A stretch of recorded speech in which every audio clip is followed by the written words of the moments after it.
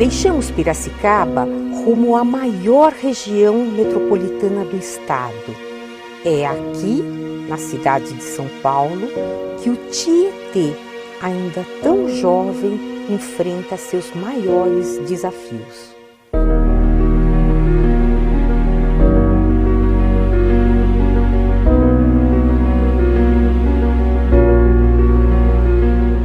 Nós nos dedicamos hoje ao caso do município de São Paulo, que é a capital do estado do mesmo nome.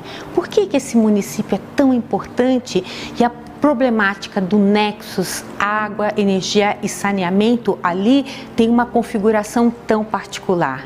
Olha, nós estamos falando de uma cidade que já cresceu com uma vocação metropolitana e que sempre foi, na história brasileira contemporânea, a referência de progresso. E esse progresso, ele é medido, por um lado, pelas infraestruturas de energia e de saneamento disponibilizadas para os cidadãos, disponibilizadas para as outras atividades, não apenas residenciais, mas econômicas também, né? E ele cobra um preço muito alto, o sangue do progresso é o dos trabalhadores, o sangue do progresso é a água também, né?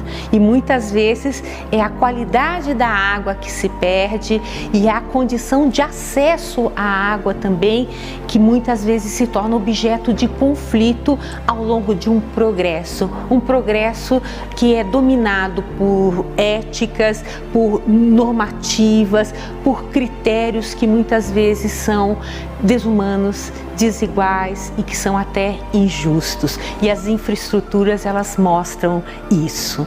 Quando nós enxergamos a questão do progresso pela lente dos atores que estão à margem da sociedade, nós sabemos exatamente a necessidade de mudar, procurar uma nova referência valorativa, uma nova referência política, uma nova referência ética, pautado nos objetivos do desenvolvimento sustentável.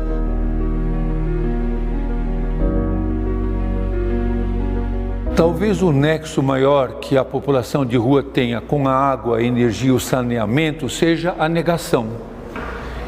São serviços ou possibilidades e necessidades essenciais que lhes são negadas. Então, a população em situação de rua não tem acesso à água potável. Agora, durante a pandemia, diziam muito para eles: fique em casa. Eles perguntam: onde é a casa que eu vou ficar? Lave as mãos. Aonde que eles vão lavar as mãos com toda a técnica e a quantidade de vezes que tem que lavar a mão? Então, talvez o nexo seja um nexo de negação de vida, de negação de possibilidade, de negação de sobrevivência. Porque qualquer um de nós sofre quando não tem água em casa ou quando não tem acesso à água potável. Então você imagine sistematicamente você não ter acesso à água potável para se dessedentar, para dessedentar os animais que eles têm, os pets, os cachorros, também para a higiene, para lavar o corpo, para lavar a roupa. Então são coisas que são muito ligadas. E na questão do saneamento, o que aparece de imediato para eles é a negação de instalações sanitárias que sejam ligadas ao esgoto tratado, a uma política de saneamento para todos. Então são pessoas que têm que defecar na rua, que têm que urinar na rua, que não tem como lavar as mãos, que não tem como se higienizar. Eles nunca usam uma peça de roupa nova, sempre é usada. Às vezes me dá assim, um impacto que a primeira reação quando eles recebem uma roupa nova que eles têm é cheirar.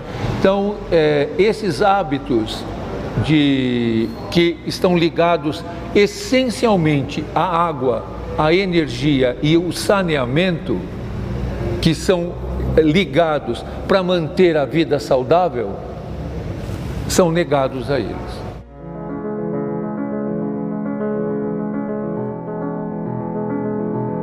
Olhar para o passado é muito importante para a gente poder enxergar como materializar os objetivos do desenvolvimento sustentável no nexus água, energia e saneamento. Olhar pelos olhos, em primeiro lugar, daqueles que são desvalidos e marginalizados pela sociedade e olhar pelos olhos da história. Nós viemos no acervo da Fundação Energia e Saneamento para recuperar um pouco a importância dessa memória, que é a baliza pela qual a gente pode enxergar caminhos, pistas para um futuro promissor.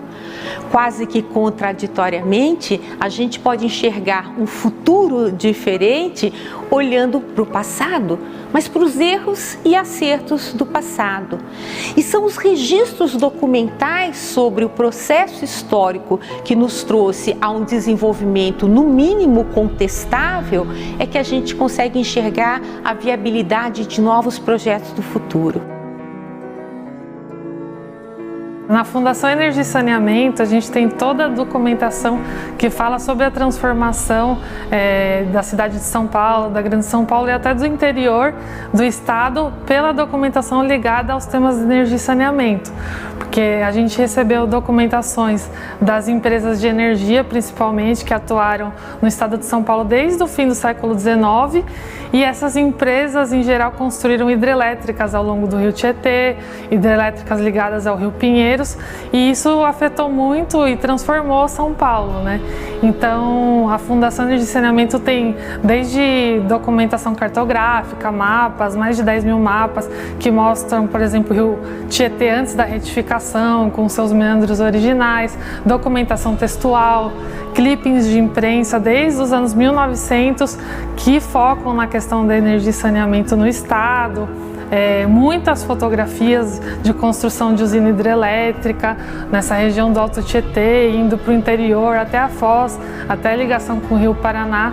Então, através dessa documentação que é ligada ao setor de energia e saneamento, você consegue ver as transformações do estado de São Paulo, que estão sempre ligadas à questão da energia, porque a industrialização também foi possibilitada pela chegada da eletricidade. Então, tudo isso é ligado aos setores, né? Então, a Fundação Energia e Saneamento tem uma documentação muito rica e a gente sempre está buscando que os pesquisadores venham aqui para formular suas indagações e entender um pouco dos problemas de São Paulo, do estado hoje, porque já foram feitos muitos estudos, muitas pesquisas, né, para entender como modificar a cidade, melhorar, expandir, né, as ideias de progresso que hoje a gente também discute, né, mas essa documentação histórica ajuda a gente a entender o que nós podemos fazer hoje, né, com as lições do passado.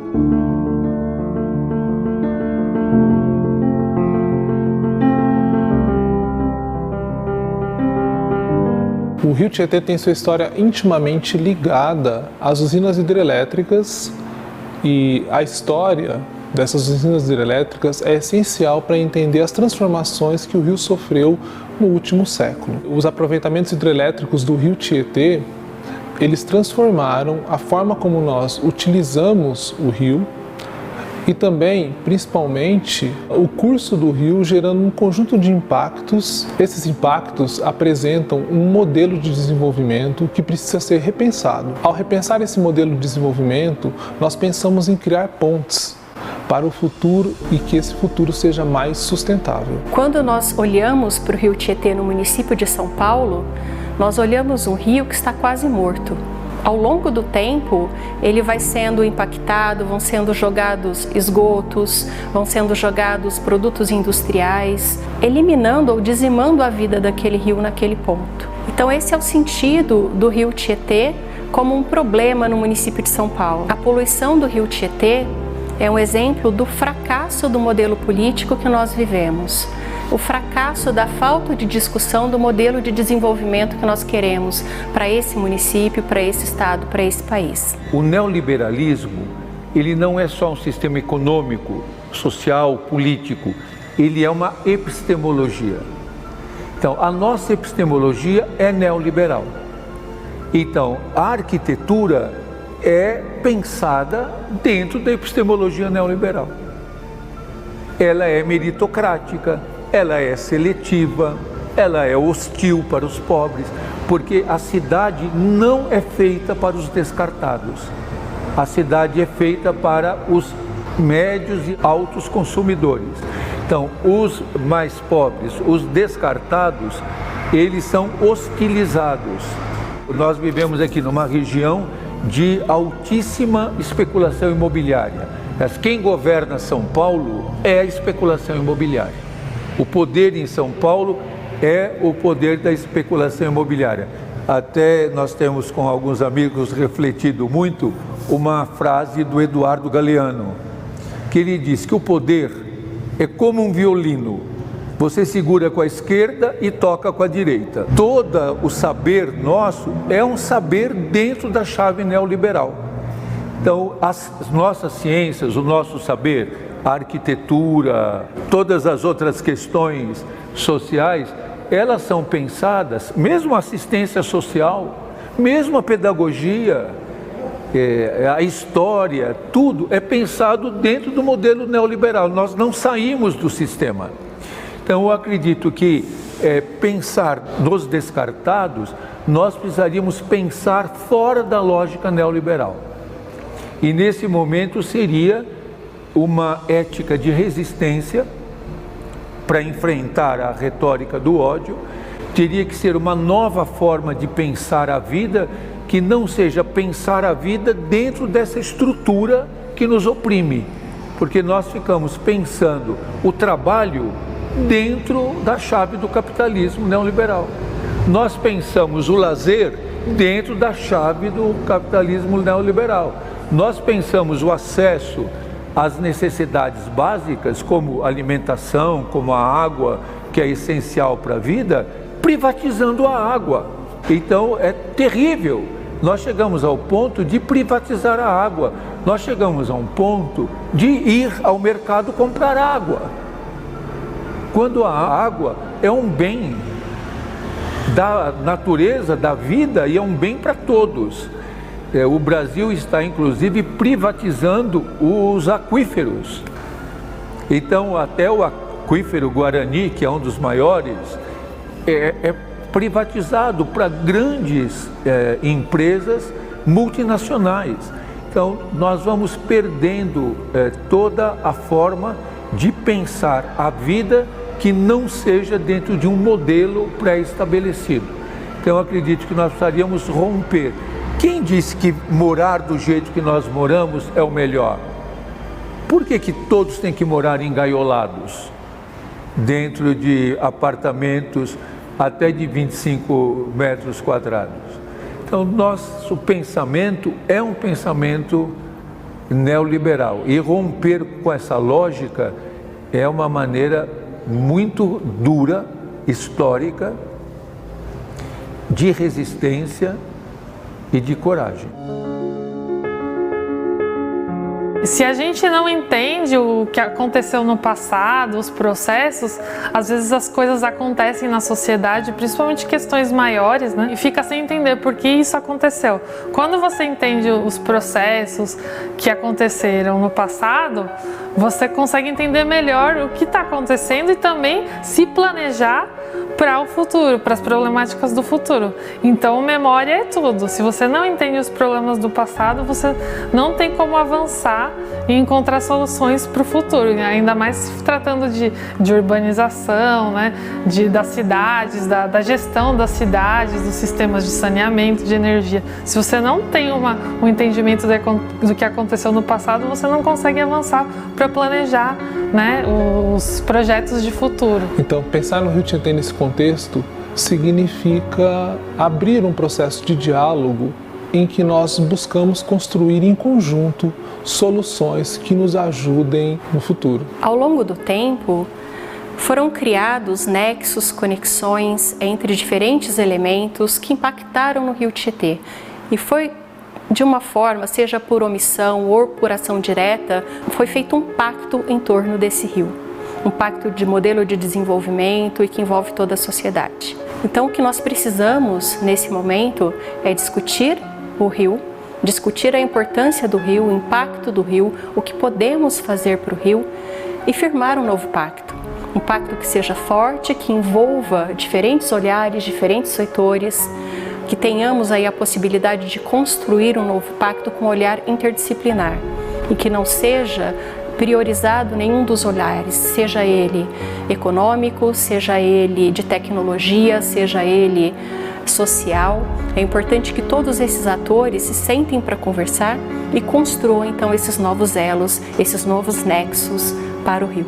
Quando nós pensamos num novo modelo de desenvolvimento dentro da problemática da bacia do Rio Tietê, em que inumeráveis conflitos socioambientais já ocorreram no passado, ocorrem no presente e conflitos ainda mais severos de disputa diante de um contexto de crise energética e hídrica poderão ocorrer, é muito importante que a gente se pergunte, por detrás de todos os registros, por detrás de todo o testemunho presencial que nós temos das relações de hoje e por detrás dos sonhos e dos anseios que a gente tem no novo modelo de desenvolvimento. A questão é que atores fizeram, fazem e farão parte do acontecer dessas cidades, como do município de São Paulo e da sua região metropolitana.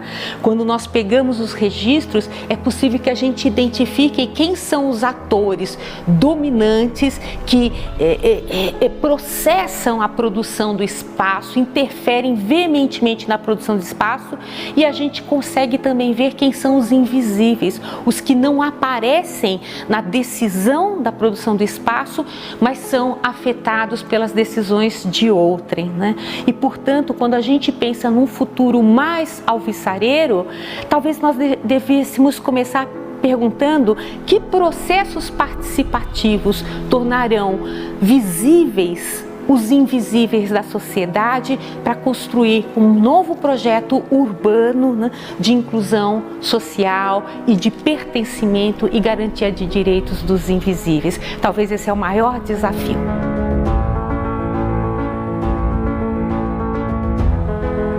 Acho que hoje nós temos um problema muito sério e eu me reporto sempre a uma grande pensadora, que as mulheres são grandes pensadoras. Eu sempre me reporto a Simone de Beauvoir, que diz uma questão muito interessante. Ela diz que os opressores não teriam tanto poder se não tivessem tantos cúmplices entre os oprimidos. Então, uma das questões sérias que o próprio Paulo Freire coloca para nós é de que, se não há uma educação libertadora, o desejo do oprimido é se tornar um opressor. Então, a população de rua é atingida pela ideologia dominante. Eles também são pobres, muitas vezes, que pensam com a cabeça do rico, se eles não forem envolvidos numa luta transformadora. Isso é possível, mas hoje nós estamos vivendo uma estrutura neoliberal extremamente conservadora no mundo, extremamente polarizada, onde toda tentativa e toda busca de uma educação libertadora é extremamente massacrante. Então esse é o nosso grande desafio, estar junto dos descartados que não estão fora do sistema, eles estão incluídos no sistema. Descartados, mas atingidos pela ideologia dominante. E nessa convivência, como é que a gente vai fazendo o discernimento? E é um trabalho histórico, é uma luta histórica de muito tempo, que a minha geração não vai ver. Sempre eu repito, eu não luto para vencer, porque eu sempre vou perder. Eu luto para ser fiel até o fim. Eu sei que a nossa luta é uma luta de perdedores. Mas como dizia o Darcy Ribeiro, eu estou muito feliz de estar do lado dos que perderam. Detestaria estar do lado dos que ganharam. Então, eu acho que nós temos que enfrentar essa luta, que é uma luta histórica, difícil, de resistência, mas de uma chama que não pode se apagar.